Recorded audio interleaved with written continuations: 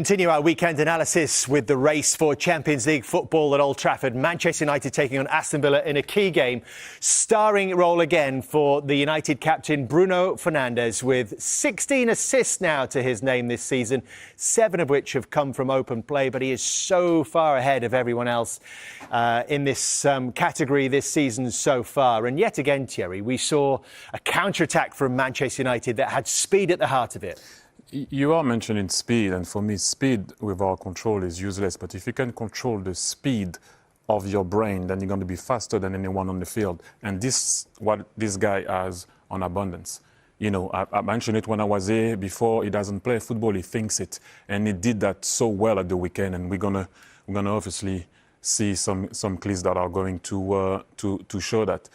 That's him right from the start, at the very beginning. We know his position this year is way higher, and we know obviously what he can do. When that ball is going to go inside, you can see he's with right now Mings. When Menu controls the ball right now, normally you can make a run, but once again, am I going to beat Mings by pace here with my speed? No, he's not, but I can beat him with my brain.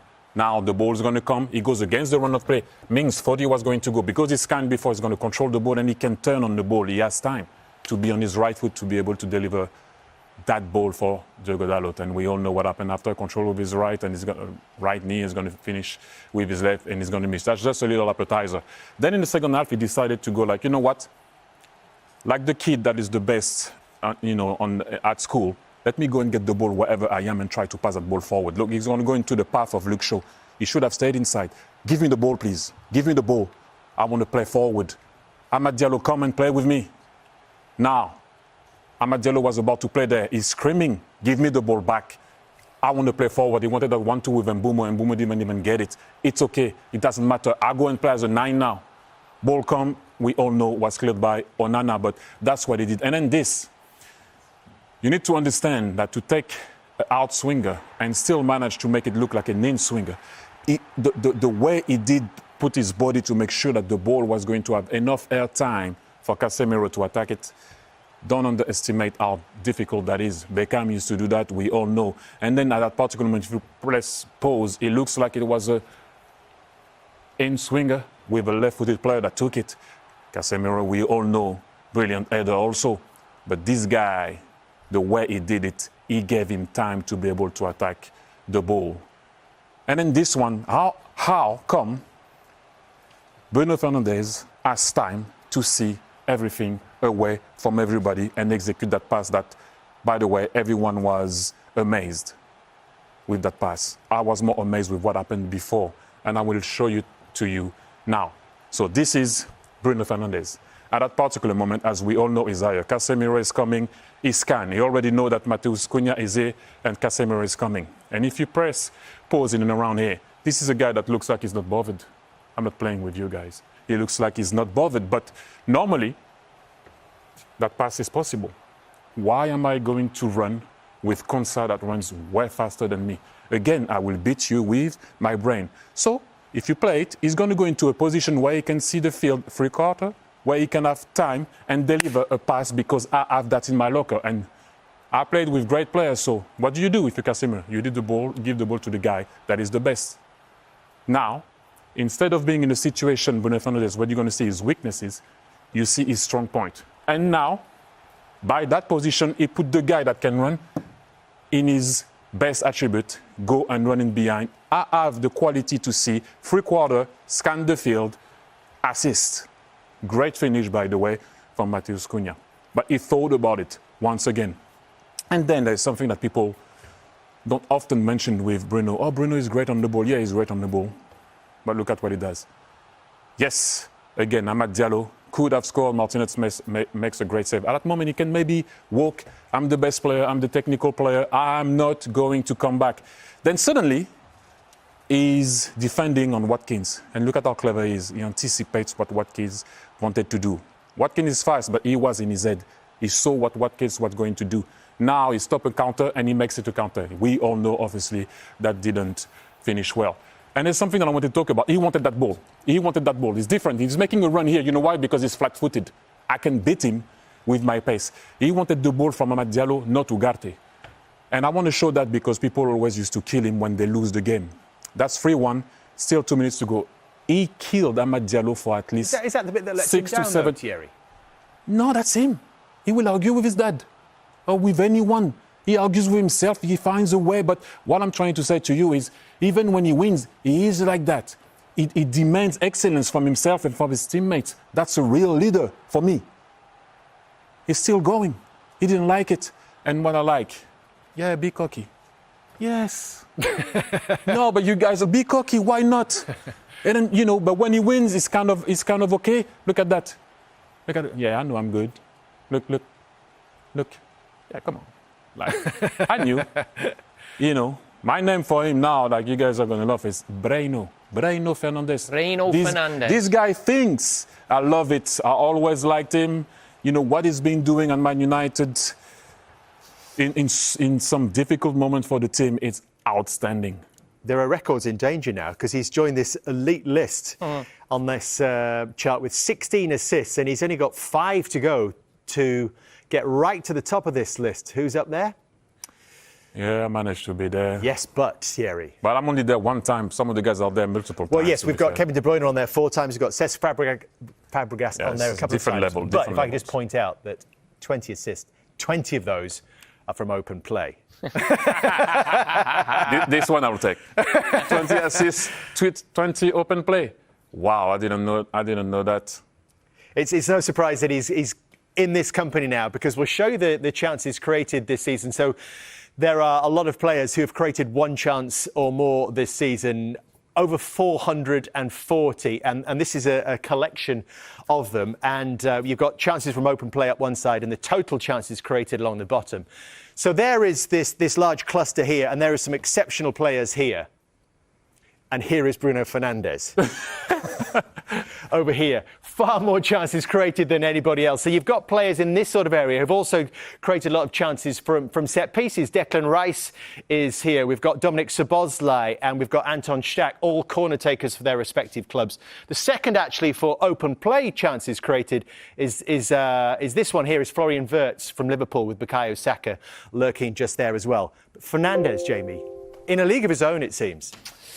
Yeah, he is. I'm speaking about this with how highly he's regarded in for Manchester United players in the Premier League. And we were having this discussion earlier. Sometimes it feels, I think, a little bit like Luis Suarez at Liverpool.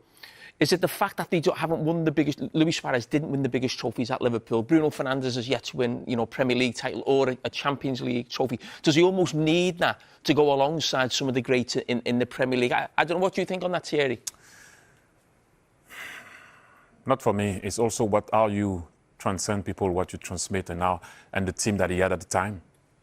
Well, he's having at the time. I'm not having a go. He didn't. Maybe I don't know. He wouldn't have started in the big Man United. But maybe if you arrive in that team with Van Nistelrooy finishing, or York, or Cole, or Rooney, or whoever, you would have think that maybe what he's creating might be, like people would have finished that. Not having a go again, please, to the guys that are playing now. But also, you got to play who you got to play. But what he did and did create, and also you have to give him a lot of credit. He could have walked away.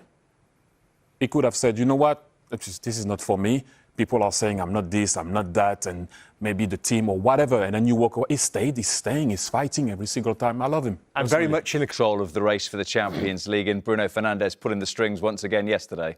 Yes, well, we've got the perfect guy on tonight, Thierry Henry. He's won Player of the Year in this country. He's still got the record for most assists.